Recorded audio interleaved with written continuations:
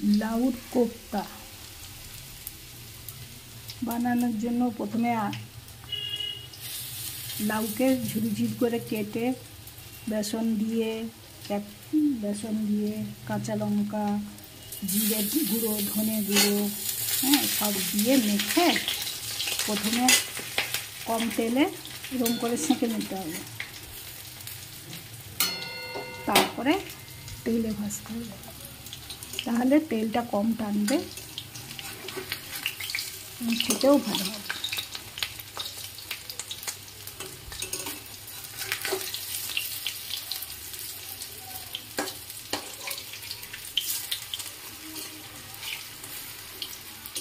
এরকম করে ভাজলে তেলটা কিন্তু খুব কমই লাগে। এখন সবাই স্বাস্থ্য সচেতন, তেলটা বেশি কেউ খেতে চায় না। আমি এইভাবে করি, প্রথমে লাউকে ঝুরি করে কেটে জিরে গুঁড়ো, ধনে গুঁড়ো, লঙ্কা গুঁড়ো, একটু লবণ, একটু চিনি সব মেখে বেসন দিয়ে মেখে প্রথমে এই তাওয়ায় সেঁকে নিই, তারপরে এখানে তেলে ভাজি। আমার সবগুলো বড়া ভাজা হয়ে গেছে। এবারে দেখো ওইভাবে ভাজার জন্য আরও কতটা তেল বেঁচে গেছে। ওই তেলের মধ্যে আমি লবঙ্গ, এলাচ, দারচিনি দেবো,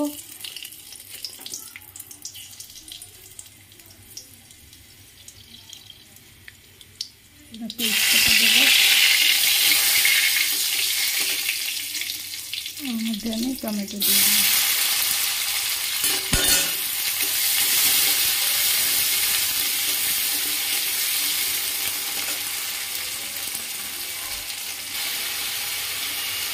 টমেটো গলে এসছে, এবারে আমি এই মশলাটা দিয়ে দেবো। এর মধ্যে আছে ধনে গুঁড়ো, ধনে বাটা, জিরে বাটা, লঙ্কা, হলুদ আর একটু বাদাম। যেহেতু এটা নিরামিষ রান্না, পেঁয়াজ রসুন পড়ছে না, একটু জল।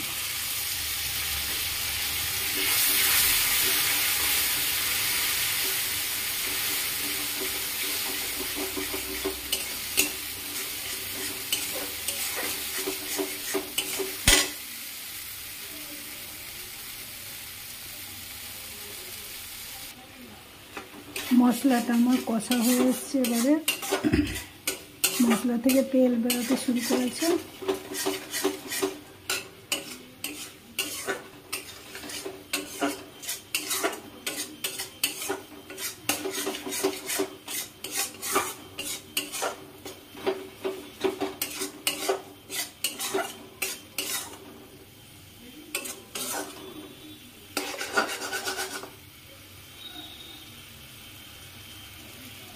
মশলা থেকে তেল বেরিয়ে গেছে, দেখুন।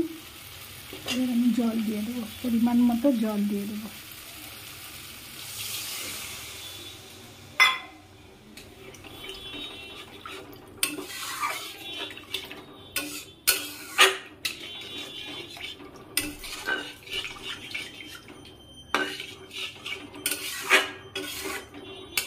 কোপ্তাতে একটু জল বেশি লাগে, কেন কোপ্তা জল টেনে নেয়।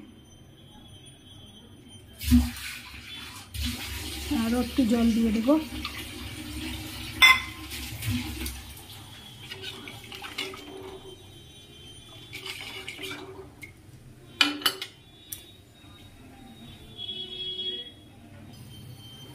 এবারে আমার কারিটা রেডি হয়ে এসছে। এবারে আমি কোপ্তাগুলো দিয়ে দেব। কোপ্তাগুলো এবারে দিয়ে দেব।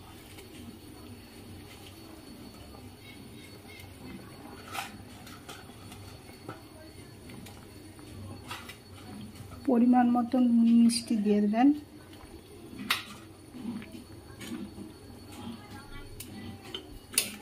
একটু ফুটে গেলেই নামিয়ে দেব। একটু জুস থাকতে থাকতে নামিয়ে দেবো, কেননা বড়াগুলো কোপ্তাগুলো টেনে নেবে জুসটা।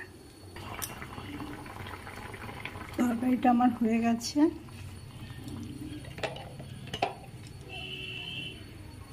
1 চামচ ঘি দিয়ে নামিয়ে দেবো।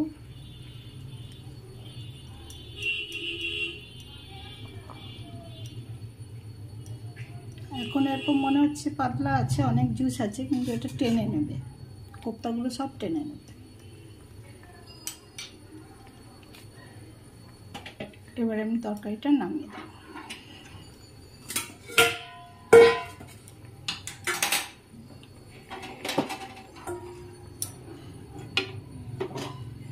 রেডি হয়ে গেল আমার লাউ কোপ্তা।